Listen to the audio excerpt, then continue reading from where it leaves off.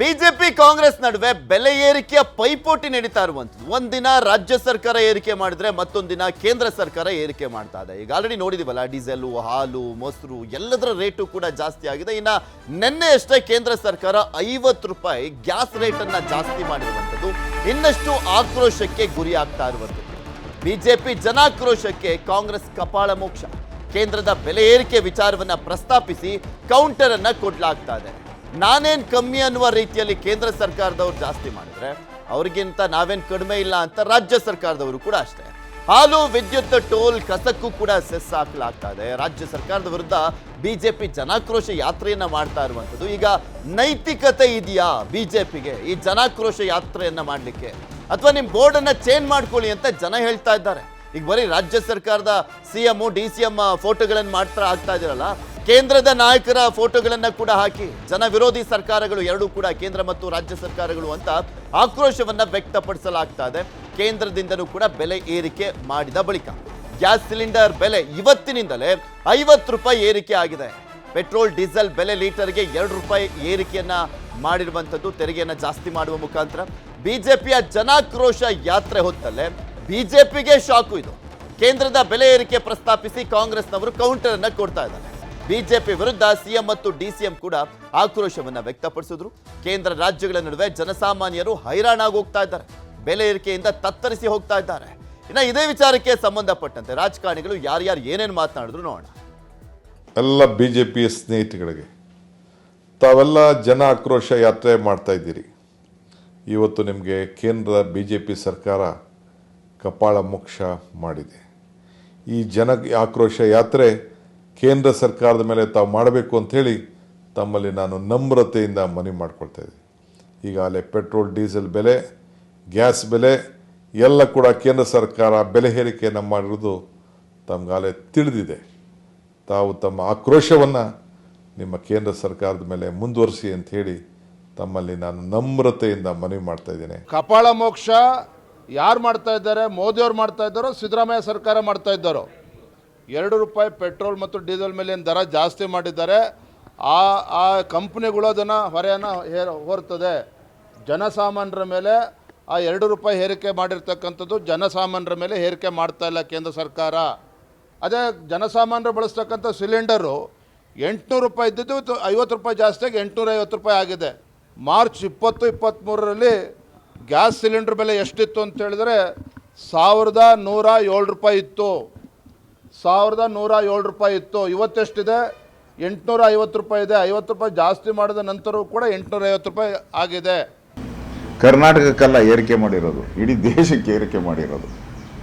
ಅದನ್ನು ಅರ್ಥ ಮಾಡ್ಕೊಂಡ್ಲಿ ಅವರು. ಕರ್ನಾಟಕದ ಬಿಜೆಪಿ ಕಪಾಳ ಮೋಕ್ಷ ಮಾಡೋದಲ್ಲ, ದೇಶದ ಜನದ ಒಂದು ಎಲ್ಲ ರಾಜ್ಯಗಳಿಗೂ ಇದು ಅಪ್ಲೈ ಆಗುತ್ತೆ. ನಮ್ಗೆ ಯಾಕೆ ಅವ್ರು ಕಪಾಳ ಮೋಕ್ಷ ಮಾಡೋದಿದ್ರೆ ಕಾಂಗ್ರೆಸ್ಗೆ ಮಾಡ್ತಾರೆ ಸರಿಯಾಗಿ.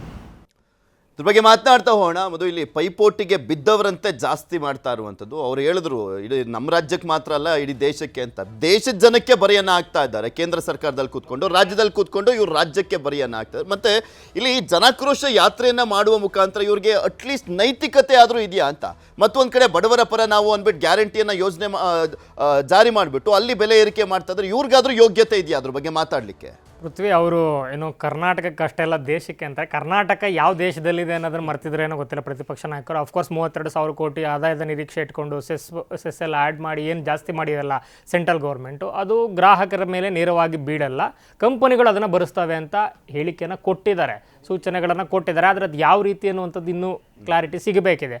ಅದರ ಹೊರತಾಗಿ ಬೆಲೆ ಏರಿಕೆಯ ವಿಚಾರದಲ್ಲಿ ಕೇಂದ್ರ ರಾಜ್ಯ ಅಂತಲ್ಲ, ಎಲ್ಲರೂ ಕೂಡ ಅದನ್ನು ಫೈನಲಿ ವಿಕ್ಟಿಮ್ ಆಗ್ತಾ ಇರುವಂಥನ್ನು ಜನಸಾಮಾನ್ಯ. ಸೊ ಅವ್ರ ಮೇಲೆ ಇವ್ರ ಮೇಲೆ ಸರಿ. ಈಗ ಇವರು ರಾಜ್ಯ ಸರ್ಕಾರ ಬಂತು, ಅಧಿಕಾರಕ್ಕೆ ಬಂದ ಸಂದರ್ಭದಲ್ಲಿ ನಿನ್ನೆ ರೀಸೆಂಟಾಗಿ ಬೆಲೆ ಏರಿಕೆ ವಿಚಾರ ಜನಾಕ್ರೋಶ ಏನು ಯಾತ್ರೆಯನ್ನು ಘೋಷಣೆಯನ್ನು ಮಾಡಿಕೊಂಡು ಹೊರಟಂಥ ಸಂದರ್ಭದಲ್ಲಿ ಬಿಜೆಪಿಯ ವಿರುದ್ಧ ಮಾತನಾಡ್ತಾ ಡಿ.ಕೆ. ಶಿವಕುಮಾರ್ ಒಂದು ಮಾತನ್ನು ಹೇಳಿದರು. ಜನಕ್ಕೆ ನಾವು ಬೆಲೆ ಏರಿಕೆಯ ಬಿಸಿಯನ್ನು ಕಡಿಮೆ ಮಾಡಲಿಕ್ಕೋಸ್ಕರ ಗ್ಯಾರಂಟಿಯನ್ನು ತಂದಿದ್ದೀವಿ ಅಂತ.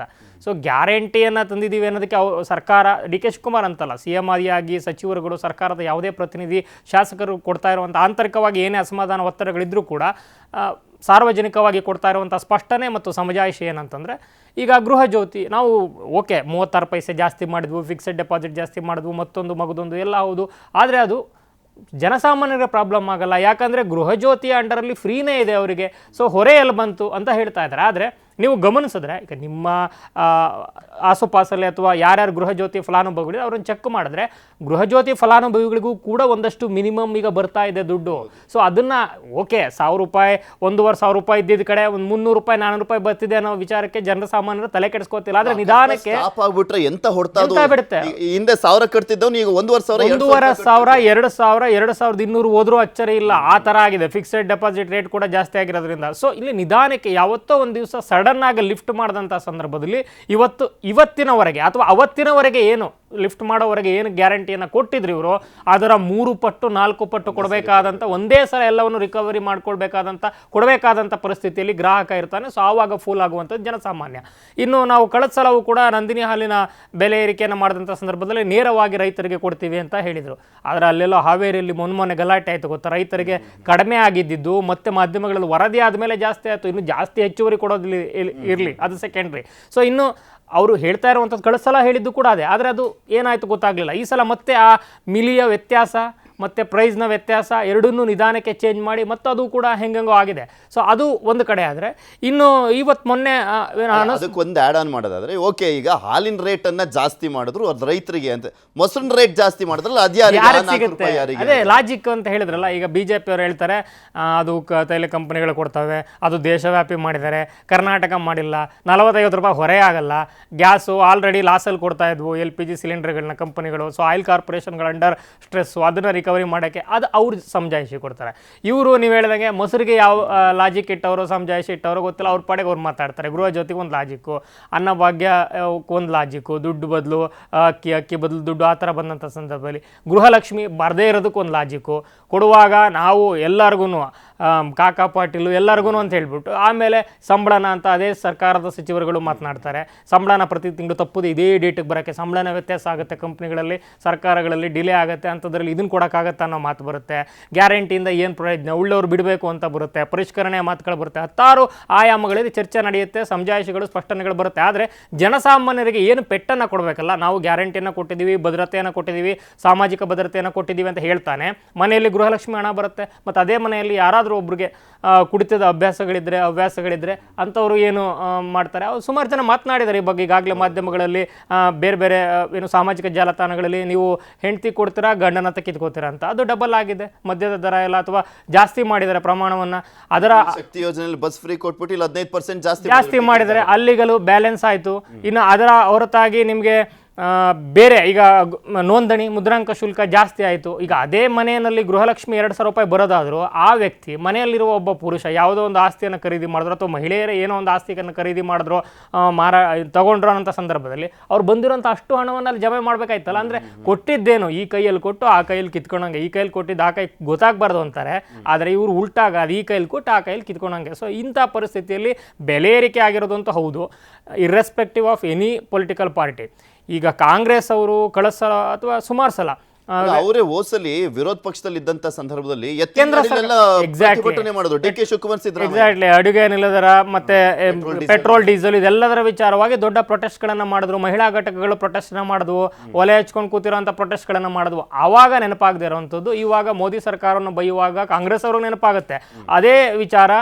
ಈ ಒಂದು ಬೆಲೆ ಏರಿಕೆ ಮಾಡಿದಂಥ ಸಂದರ್ಭದಲ್ಲಿ ಪೆಟ್ರೋಲ್ ಡೀಸೆಲ್ ಆವಾಗ ಬಾಯಿ ಬರದೇ ಇರುವಂತಹ BJP ನಾಯಕರಿಗೆ ಅದೇ ಕಾಂಗ್ರೆಸ್ ವಿಚಾರದಲ್ಲಿ ದೊಡ್ಡ ಬಾಯಲ್ಲಿ ಮಾತನಾಡ್ತಾರೆ. ಇನ್ನು ಇವೆರಡರ ನಡುವೆ ಸ್ಯಾಂಡ್ವಿಚ್ ಅಲ್ಲ, ಯಾಕಂದರೆ part of the central government. Kumaraswamy ಏನು ಮಾತನಾಡ್ಕೊಂಡು ನೋಡಿ ಬ್ರದರ್, ನಾನು ಈ ಬೆಲೆ ಏರಿಕೆ ವಿಚಾರವಾಗಿ ಯಾವತ್ತೂ ಮಾತು ಆಡಿಲ್ಲ, ಪ್ರೊಟೆಸ್ಟು ಮಾಡಿಲ್ಲ ಅನ್ನೋಂಥ ಒಂದು ಅಸಹಾಯಕತೆ ಹೇಳುವಂಥ ಪರಿಸ್ಥಿತಿ ಬರುತ್ತೆ. ಇಲ್ಲಿ ಸಪ್ರೇಟಾಗಿ ನಾವು ಮಾಡ್ತೀವಿ, ಯಾಕಂದರೆ ಸಮನ್ವಯತೆ ಕೊರತೆ, ಅದು ಪೊಲಿಟಿಕಲ್ ಇಶ್ಯೂಸ್ ಬೇರೆ ಇದೆ, ನಾವು ಸಪ್ರೇಟಾಗಿ ಮಾಡ್ತೀವಿ, ಬೆಲೆ ಏರಿಕೆ ವಿರುದ್ಧ ಇದು ಬರ್ಬಾದ್ ಮಾಡ್ತಾ ಇದೆ ರಾಜ್ಯದ ಜನತೆನಂತ ಅವ್ರು ಹೇಳ್ತಾರೆ. ಸೊ ಇಲ್ಲಿ ಎಲ್ಲವೂ ಕೂಡ ಪೊಲಿಟಿಕಲ್ ಸ್ಲಗ್ ಫೆಸ್ಟ್ಗೆ, ಅಂದರೆ ಪರಸ್ಪರ ಆರೋಪ ಪ್ರತ್ಯಾರೋಪಗಳಿಗೆ ಮಾತ್ರ ಸೀಮಿತ ಆಗ್ತಿದೆ ಹೊರತು ಜನಸಾಮಾನ್ಯನಿಗೆ ಅತ್ಯಂತ ದೊಡ್ಡ ಮಟ್ಟದ ಹೊರೆ ಏನಾಗಬೇಕಾಗಿತ್ತು ಅದಾಗ್ತಾ ಇದೆ.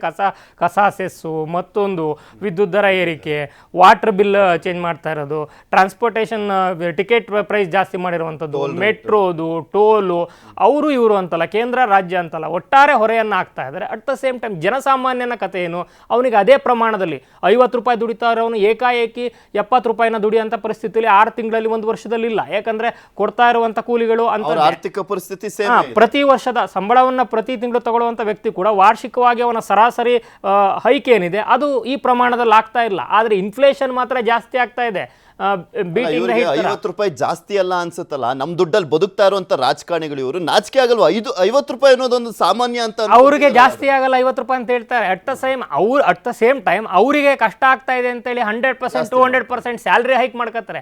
ಅದೇ ಸ್ಯಾಲ್ರಿ ಹೈಕು ಸಾಮಾನ್ಯ ಟ್ಯಾಕ್ಸ್ ಪೇಯರ್ಗಿದೆಯಾ ಅಥವಾ ಅದೇ ಪ್ರಮಾಣದ ವ್ಯಾಪಾರ ವಹಿವಾಟು KR ಮಾರ್ಕೆಟಲ್ಲಿ ಏನು ವ್ಯಾಪಾರ ಮಾಡ್ತಾ ಇರೋಂಥ ವ್ಯಾಪಾರಿಗಿದೆಯಾ ಅಥವಾ ಬೇರೆ ಬೇರೆ ಬೀದಿಯಲ್ಲಿ ವ್ಯಾಪಾರ ಮಾಡ್ತಾ ಇರೋಂಥ ವ್ಯಾಪಾರಿಗಿದೆಯಾ, ಕೂಲಿ ಮಾಡ್ತಾ ಇರೋರ್ಗಿದೆಯಾ? ಅವ್ರಿಗೆ ಆ ಲೆವರೇಜ್ ಇಲ್ಲ. 5 ರೂಪಾಯಿ ಜಾಸ್ತಿ ಆದರೂ ಕೊಡಬೇಕು, 50 ರೂಪಾಯಿ ಜಾಸ್ತಿ ಆದರೂ ಕೊಡಬೇಕು. ಇವ್ರುಗಳ ಮಾತ್ರ ರಾಜಕೀಯ ಕಡೆಗೆ ಅವ್ರನ್ನ ಬೈತಾರೆ, ಸಿದ್ದರಾಮಯ್ಯ ಮೋದಿ ಅವ್ರನ್ನ ಬೈತಾರೆ ಬಿಟ್ರೆ ಜನಸಾಮಾನ್ಯಗೆ ಎಲ್ಲರನ್ನೂ ಬೈಯುವಂಥ ಪರಿಸ್ಥಿತಿ ಬಂದಿದೆ. ಅಂಥದ್ದೊಂದು ದುರಿತ ಕಾಲದಲ್ಲಿ ಜನಸಾಮಾನ್ಯರು ಹೋಗ್ಬಿಟ್ಟು ಒಂದು ಹಣ್ಣನ್ನ ಖರೀದಿ ಮಾಡ್ಲಿಕ್ಕೆ ಆಗಲ್ಲ. ಸೇಬು 250-300 ರೂಪಾಯಿ ಇದೆ.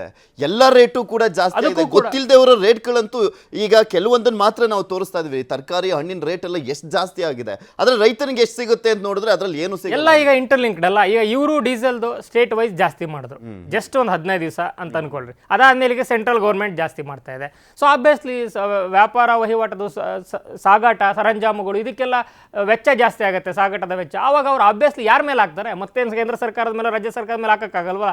ಸಿಗೋದು ಬಡಪಾಯಿ ಗ್ರಾಹಕನೇ. ಸೊ ಅವನ ಮೇಲೆ ಹಾಕ್ತಾರೆ. ಅವನು ಕೊಳ್ಳುವಂಥ ಪದಾರ್ಥಗಳು ಈಗ ನಂದಿನಿ ಹಾಲು ಜಾಸ್ತಿ ಆಯ್ತಾ, ಜೊತೆಗೆ ಡೀಸೆಲ್ ಜಾಸ್ತಿ ಆಯ್ತಾ, ಅದೆರಡರೂ ಬೆಲೆ ಕಾಫಿ ಟೀ ಮೇಲೆ ಆಗುತ್ತೆ, ಹೋಟೆಲಲ್ಲಿ ಬೇರೆ ಆಹಾರ ಪದಾರ್ಥಗಳ ದರದ ಮೇಲಾಗುತ್ತೆ.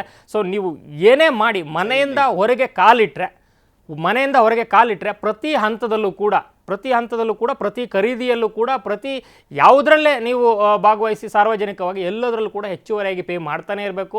ಕಡೆಗೆ ಎಲ್ಲವನ್ನು ಬೇಡ ಮನೇಲೆ ನಾವೇನೋ ಮಾಡ್ಕೊಳ್ಳೋಣ ತಂದು ಎಲ್ಲ ದಿನಸಿ ಮತ್ತೊಂದು ಅಂತಂದರೆ ಅಲ್ಲೂ ಕೂಡ ಇನ್ಫ್ಲೇಷನ್ ಬೀಟಿಂಗ್ ದ ಹೀಟ್ ಆಗಿರೋದ್ರಿಂದ ಅದು ಕೂಡ ಏನು ಸಿಕ್ಕಾಪಟ್ಟೆ. ಒಟ್ಟು ಜನಸಾಮಾನ್ಯ ತುಂಬ ಏನು ಕನ್ಫ್ಯೂಷನಲ್ಲಿ ಮತ್ತು ತುಂಬ ಆಕ್ರೋಶದಲ್ಲಿರೋದಂಥ ಹೌದು. ಇದು BJPಯ ಜನಾಕ್ರೋಶ ಅಲ್ಲ. ಕಾಮನ್ ಆಗಿ ಕೇಳಿದ್ರು ಕೂಡ ಜನರ ಜನಾಕ್ರೋಶ ಇದೆ. ಅದು ನಿರ್ದಿಷ್ಟವಾದ ರಾಜಕೀಯ ವ್ಯಕ್ತಿ, ರಾಜಕೀಯ ಪಕ್ಷ ಅಂತಲ್ಲ.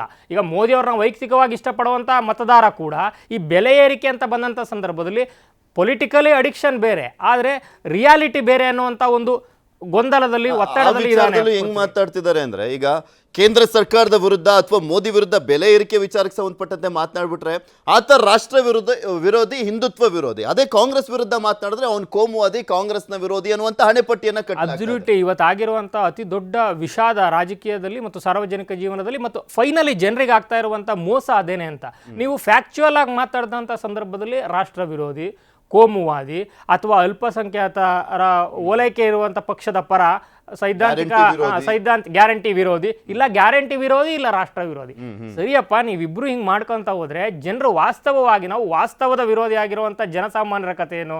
ಬರೀ ನೀವು ಪಕ್ಷಗಳ ಐಡಿಯಾಲಜಿಕಲ್ ಅಥವಾ ನಿಮ್ಮ ರಾಜಕೀಯ ಲಾಭ ನಷ್ಟದ ಪೈರನ್ನು ಬೆಳ್ಕೊಳ್ಳೋಕ್ಕೆ ನಮ್ಮನ್ನೇನು ಕುಯ್ದಾಗ್ತಾ ಇದ್ರಲ್ಲ ಜನಸಾಮಾನ್ಯರನ್ನ, ಅಂಥ ಜನಸಾಮಾನ್ಯರ ವಾಸ್ತವ ವಿರೋಧಿಗಳಾಗಿದ್ದಾರೆ ಬಿಟ್ಟರೆ ಇಲ್ಲಿ ಯಾವ ರಾಷ್ಟ್ರ ವಿರೋಧಿನೂ ಇಲ್ಲ, ಯಾವ ಗ್ಯಾರಂಟಿ ವಿರೋಧಿನೂ ಇಲ್ಲ. ಸೊ ನೀವು ಏನನ್ನೋ ಕೊಡ್ತೀವಿ ಅಂತ ಆಸೆ ತೋರಿಸಿ ಮತ್ತೆಲ್ಲೋ ಸೂಜಿಯನ್ನು ತಗೊಂಡು ಗುಂಪಿನ ತಗೊಂಡು ಚುಚ್ಚೋ ಬದಲು ಯಥಾಸ್ಥಿತಿಯನ್ನಾದರೂ ಕಾಪಾಡಿ ಅಂತ ಬಾಯಿ ಬಿಡ್ಕೊಳ್ಳೋಂಥ ಪರಿಸ್ಥಿತಿ ಬಂದಿದೆ ಪೃಥ್ವಿ. ಇಷ್ಟೆಲ್ಲ ಬೆಲೆ ಏರಿಕೆಯನ್ನೆಲ್ಲ ಮಾಡ್ಕೊಂಡು ಹೋಗ್ತಾ ಇದ್ದಾರೆ. ಬಟ್ ಅಭಿವೃದ್ಧಿ ಏನಾಗ್ತದೆ ಅದ್ರ ತಕ್ಕಂಗೆ ಏನಾದರೂ ಕೊಡ್ತಾ ಇದ್ದೀರಾ? ಇಲ್ಲ. ಈಗ ಓಕೆ, ಟೋಲ್ಗಳಲ್ಲೆಲ್ಲ ದುಡ್ಡನ್ನ ಕಲೆಕ್ಟ್ ಮಾಡ್ತಾ ಇದ್ದಾರೆ ಇನ್ನೂ ಹೆಚ್ಚೆಚ್ಚಾಗಿ. ರೋಡ್ಗಳು ಹೆಂಗಿದಾವೆ? ಮತ್ತೆ ಎಲ್ಲ ರೀತಿಯಲ್ಲೂ ಕೂಡ ಟ್ಯಾಕ್ಸನ್ನು ಜಾಸ್ತಿ ಮಾಡ್ತಿದ್ದಾರೆ. ರೋಡ್ಗಳನ್ನ ಪರಿಸ್ಥಿತಿ ಏನು, ಮೂಲಭೂತ ಸೌಕರ್ಯ ಅದೇ ರೀತಿಯಾಗಿ ಕೊಡ್ತಾ ಇದ್ದೀರಾ ಅಂತ ಏನಾದರೂ ನೋಡಿದ್ರೆ ಅದರಲ್ಲೂ ಕೂಡ ಝೀರೋ. ಅದು ಕೂಡ ದೊಡ್ಡ ಒಂದು ಏನು ವಿಷಾದ. ಇವತ್ತು ಬೆಂಗಳೂರಲ್ಲಿ ನೀವು ಯಾವುದೇ ರಸ್ತೆಗೆ ಹೋಗಿ ಗುಂಡಿ ಇಲ್ದಿರೋ ರಸ್ತೆಗಳಿಲ್ಲ, ಅಥವಾ ಇನ್ನು ಒಳಚರಂಡಿ ವ್ಯವಸ್ಥೆಯನ್ನು ಕಿತ್ತಾಕಿ 6 ತಿಂಗಳು, ವರ್ಷ, 1.5 ವರ್ಷ ಆದರೂ ಬಿದ್ದಿರ್ತವೆ.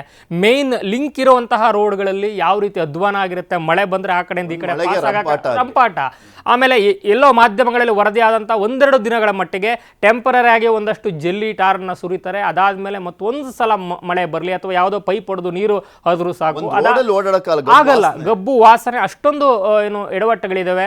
ಒಂದ್ ಕಡೆ ಸರಿಯಾದ ಪಾರ್ಕಿಂಗ್ಗಳಿಲ್ಲ. ಓಕೆ, ಪಾರ್ಕಿಂಗ್ ಆದ್ರೂ ನಿಮಗೆ ಅದಕ್ಕೊಂದು ಐಡಿಯಲ್ ಪ್ಲಾನ್ ಬೇಕು, ಒಂದು ಸ್ಮಾರ್ಟ್ ಪ್ಲಾನ್ ಬೇಕು, ಅದಕ್ಕೊಂದು ದೊಡ್ಡ ವಿಷನ್ ಬೇಕು, ಎಲ್ಲ ಓಕೆ. ರಸ್ತೆಗಳನ್ನು ಸರಿ ಮಾಡ್ಲಿಕ್ಕೆ ಏನು ಸಮಸ್ಯೆ ಇದೆ? ಕುಡಿಯೋ ನೀರನ್ನು ಕೊಡ್ಲಿಕ್ಕೆ ಏನು ಸಮಸ್ಯೆ ಇದೆ? ಎಷ್ಟೋ ಊರುಗಳಲ್ಲಿ ಕುಡಿಯೋ ನೀರಿಲ್ಲ. ನಮ್ಮೂರಲ್ಲಿ ನ್ಯೂಸ್ 18 ಮಾಡ್ತಂಥ ಕಾರ್ಯಕ್ರಮಗಳಲ್ಲಿ ಬರುವಂಥ ವರದಿಗಳನ್ನು ನೋಡಿದಂಥ ಸಂದರ್ಭದಲ್ಲಿ ದಶಕಗಳಿಂದ 15 ವರ್ಷ 10 ವರ್ಷದಿಂದ ಅವರವರೇ ಗೆದ್ಕೊಂಡ್ ಬಂದಿದ್ದಾರೆ. ಅವರವರೇ ಮಂತ್ರಿ ದಿನ ಸಂಭ್ರಮ ಪಡ್ತೀವಿ. 77 ವರ್ಷ ಆಯ್ತು, 78 ವರ್ಷ ಆಯ್ತು. ಪಾಪ ಎಷ್ಟೋ ಗ್ರಾಮಗಳಲ್ಲಿ ನೀವು ಹೇಳ್ದಂತೆ ಮೂಲಭೂತ ಸೌಕರ್ಯಗಳಿಲ್ಲ, ಒಂದು ರೋಡ್ ಇಲ್ಲ. ಇವತ್ತು ಕೂಡ ಏನು ನಾರ್ತ್ ಕರ್ನಾಟಕದ ಹಲವಾರು ಜಿಲ್ಲೆಗಳ ಹಲವಾರು ಕ್ಷೇತ್ರಗಳಲ್ಲಿ 10-15 ವರ್ಷ ಗೆದ್ಕೊಂಡು ಬಂದು ಮಂತ್ರಿ ಮಹೋದಯರಾಗಿ ಇರ್ರೆಸ್ಪೆಕ್ಟಿವ್ ಆಫ್ ಎನಿ ಪಾರ್ಟಿನ ಇಡ್ತಾ ಇರೋದು. ತಮ್ಮನ್ನು ತಾವು ಪ್ರಬಲ ಸಚಿವರುಗಳು, ಪ್ರಬಲ ನಾಯಕರುಗಳು, ಆ ಭಾಗದ ಜಾತಿಯ ನಾಯಕರುಗಳು, ಆ ಭಾಗದ ಸಮುದಾಯದ ನಾಯಕರುಗಳು, ಆ ಭಾಗದ ಪಕ್ಷದ ನಾಯಕರುಗಳು ಅಂತ ಹೇಳ್ಕೊಂಡಂಥ ಅಂಥವರ ಕ್ಷೇತ್ರಗಳಲ್ಲೂ ಕೂಡ ಕುಡಿಯೋಕೆ ನೀರು ಸಿಗ್ತಾ ಇಲ್ಲ. ಸೊ ನೀವು ಗ್ಯಾರಂಟಿ ಕೊಡ್ತೀರಿ ಅಂತ ಹೇಳೋದನ್ನ ಮೆಚ್ಚುಗಾರಿಕೆ ಅಂತ, ಅದನ್ನೇ ಮೆಚ್ಚುಗೆ ಅಂತ ಹೆಚ್ಚುಗಾರಿಕೆ ಅಂತ ಹೇಳ್ತೀರಾ, ಅಥವಾ ಅಲ್ಲಿರುವಂಥ ಕನಿಷ್ಠ ಮೂಲ ಸೌಕರ್ಯಗಳಿಗೆ ಚರಂಡಿ, ಕರೆಂಟು, ನೀರು ಇದಕ್ಕಿನ್ನೂ ಕೂಡ ಒದ್ದಾಡ್ತಾ ಇದ್ದಾರಲ್ಲ 40 ವರ್ಷಗಳಿಂದ 30 ವರ್ಷಗಳಿಂದ, ಅವ್ರನ್ನ ಅದೇ ಕೂಪದಲ್ಲಿ ತಳ್ಳಿರುವಂಥದ್ದು ನಿಮ್ಮ ಬೇಜವಾಬ್ದಾರಿ ಅಂತ ಒಪ್ಕೋತೀರ ಅನ್ನೋಂಥ ಪ್ರಶ್ನೆ ಇವತ್ತು ಇಡೀ ರಾಜ್ಯವ್ಯಾಪಿ ಪ್ಯಾನ್ ಕರ್ನಾಟಕ ಎಲ್ಲ ಕಲೆಕ್ಟ್ ಮಾಡಿದ್ಮೇಲೆ ಒಂದು ಶುದ್ಧ ಕುಡಿಯುವ ನೀರು ಕೊಡ್ಲಿಕ್ಕೂ ಯೋಗ್ಯತೆ ಇಲ್ಲ. Exactly. ಎಷ್ಟು ಪಾಪ ಕಲುಷಿತ ನೀರು ಕುಡಿದ್ಬಿಟ್ಟು ಸಾವನ್ನಪ್ತಾ ಇದ್ದಾರೆ. ಎಷ್ಟು ವರದಿಯನ್ನ ಮಾಡ್ತಿರ್ತೀವಿ. ಪಾಪ ಉತ್ತರ ಕರ್ನಾಟಕ ಭಾಗದಲ್ಲಂತೂ ಅದಂತೂ ಯಥೇಚ್ಛವಾಗಿ ಪ್ರಕರಣಗಳು ವರದಿ ಆಗ್ತಾ ಇರ್ತವೆ. ಯಾಕೆ ಇಷ್ಟೆಲ್ಲ ನಾವು ಯಾವಾಗಲೂ ಪ್ರಶ್ನೆ ಮಾಡ್ತೀವಿ, ಶುದ್ಧ ಕುಡಿಯುವ ನೀರಿನ ಘಟಕಗಳನ್ನ ತೆರೆದಿದ್ದಾರೆ, ಅವು ವರ್ಕ್ ಆಗಲ್ಲ ಅಂತ ಪರಿಸ್ಥಿತಿ. ನೋಡಿ, ಒಂದು ಜಾತಿ ಹೆಸರಲ್ಲಿ ನಾವು ಅವ್ರನ್ನ ಮರಳು ಮಾಡ್ತೀವಿ ಅಂತ ಇಲ್ಲ, ಲಾಸ್ಟ್ ಮಿನಿಟ್ಸು ಒಂದು 2-3 ದಿವಸ ಇರಬೇಕಾದ್ರೆ 1000, 5000, 10,000 ಹೊಡೆದು ಯಾರನ್ನಾದ್ರೂ ಖರೀದಿ ಮಾಡ್ತೀವಿ, ಎಂತ ಓಟಾದ್ರು ಜನರು ಬಾಯಿ ಬಿಟ್ಕೊಂಡು ಬಿದ್ದಿರ್ತಾರೆ, ತಗೊಂಬರ್ತಾರೆ ಅಂತ. ಇಲ್ಲ, ಎಲೆಕ್ಷನ್ಗಂತೂ ಮುಂಚೆನೆ BJP ಅಥವಾ ಕಾಂಗ್ರೆಸ್ ನಾವು ಭರಪೂರ ಗ್ಯಾರಂಟಿಗಳನ್ನ ಘೋಷಣೆ ಮಾಡಿ ಮುಂಚೆನೇ ಲಂಚ ಕೊಟ್ಟು ಬುಕ್ ಮಾಡ್ಕೋತೀವಿ ಅಂತ ಈ ಥರ ಫಾಲ್ಸ್ ಕಾನ್ಫಿಡೆನ್ಸ್ ಬಿಲ್ಡ್ ಆಗಿರೋದ್ರಿಂದ ಆ ಲೆಕ್ಕಾಚಾರದಲ್ಲಿ ಜನರು ಕೂಡ ಇವತ್ತು ಅನುಭವಿಸ್ತಾ ಇದ್ದಾರೆ. ಇದರಲ್ಲಿ ಜನರ ಭಾಗಿದಾರಿಕೆಯೂ ಕೂಡ ಇದೆ. ಈ ಒಂದು ಆಡಳಿತಾತ್ಮಕ ವೈಫಲ್ಯದ ಅನ್ನೋದನ್ನ ನಾವು ಮರಿಬಾರ್ದು. ಅನಿವಾರ್ಯ ಪರಿಸ್ಥಿತಿ, ಆಪ್ಷನ್ ಇಲ್ಲ ಅನ್ನಂಗಾಗ್ಬಿಟ್ಟಿದೆ ರಾಜ್ಯದ ಜನಕ್ಕೆ. ಇವರಲ್ಲ ಅಂದ್ರೆ ಅವ್ರಿಗಾದ್ರೂ ಓಟ್ ಹಾಕ್ಬೇಕು. ಅವ್ರು ಬಂದ್ರು ಅದನ್ನೇ ಮಾಡೋದು, ಇವ್ರು ಬಂದ್ರು ಅದೇ ಮಾಡೋದು ಅನ್ನುವಂಥ ಪರಿಸ್ಥಿತಿ ನೋಡೋಣ ಏನೇನಾಗುತ್ತೆ ಅನ್ನುವಂಥದ್ದನ್ನ ಅರ್ಥ ಮಾಡ್ಕೊಳ್ಬೇಕಾಗಿರುವಂಥದ್ದು ರಾಜಕಾರಣಿಗಳು. ಬಟ್ ಅವ್ರಿಗಂತೂ ಅರ್ಥ ಆಗಲ್ಲ.